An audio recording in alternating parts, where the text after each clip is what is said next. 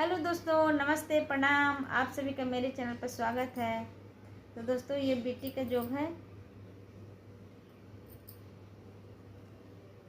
पापा के बगिया में कोयलर बोले, कोयलर बोलिया बोले बिरही बोल जी, कोयलर बोलिया बोले बिरही बोल जी।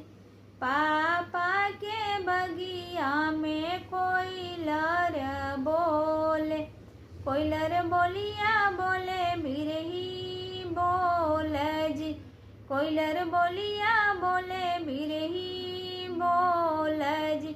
ककड़ी के भतिया सुहावन गे बेटी, नहीं जानू तीत की मीठ जी, नहीं जानू तीत की मीठ जी। ककड़ी के भतिया सुहावन गे बेटी, नहीं जानू तीत की मीठ जी, नहीं जानू तीत की मीठ जी। बहिया पकड़ी पापा जंघिया बैठवलन, पूछे लगलन दुख सुख बात जी, पूछे लगलन दुख सुख बात जी। जंगी बहिया पकड़ी पापा जंघिया बैठवलन, पूछे लगलन दुख सुख बात जी, पूछे लगलन दुख सुख बात जी।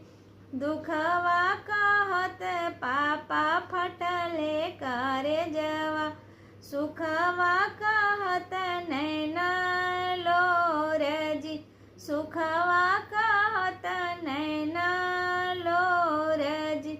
दुखवा कहत पापा फटले काले जवा, सुखवा कहत नैना लोर जी, सुखवा कहत नैना लोर जी।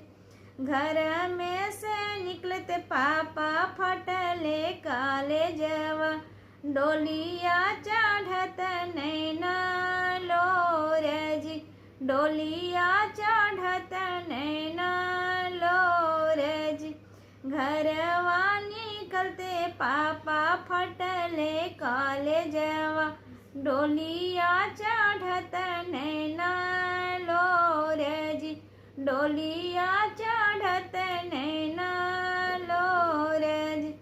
चाचा के बगिया में कोयलर बोले, कोयलर बोलिया बोले बिरही बोल जी, कोयलर बोलिया बोले बिरही बोल जी। चाचा के बगिया में कोयलर बोले, कोयलर बोलिया बोले बिरही बोल जी, कोयलर बोलिया बोले बिरही बोल जी। ककड़ी के भतिया सुहावन गे बेटी, नहीं जानी तीत की मीठ जी, नहीं जानी तीत की मीठ जी। ककड़ी के भतिया सुहावन गे बेटी, नहीं जानू तीत की मीठ जी, नहीं जानू तीत की मीठ जी। बहिया पकड़ी चाचा जंघिया बैठवलन, पूछे लगलन दुख सुख के बात जी, पूछे लगलन दुख सुख के बात जी। दुखवा कहत चाचा फटले काले जवा, सुखवा कहत नैना लोर जी, सुखवा कहत नैना लोर जी। दुखवा कहत चाचा फटले काले जवा, सुखवा कहत नैना लोर जी, सुखवा कहत नैना लोर जी। घर में से निकलत चाचा फटले कॉलेजवा डोलिया चढ़त नैना लोर जी डोलिया चढ़त नैना लोर जी घर में से निकलत चाचा फटले कॉलेजवा डोलिया चढ़त नैना लोर जी डोलिया चढ़त नैना लोर भैया के बगिया में से कोयलर बोल भैया के बगिया में कोयलर बोल कोयलर बोलिया बोले बिरही बोल जी कोयलर बोलिया बोले बिरही बोल जी भैया के बगिया में कोयलर बोल कोयलर बोलिया बोले बिरही बोल जी कोयलर बोलिया बोले बिरही बोल जी ककड़ी के भतिया सुहावन गे बहिनी नहीं जानू तीता की मीठ जी नहीं जानू तीता की मीठ जी ककड़ी के भतिया सुहावन गे बहिनी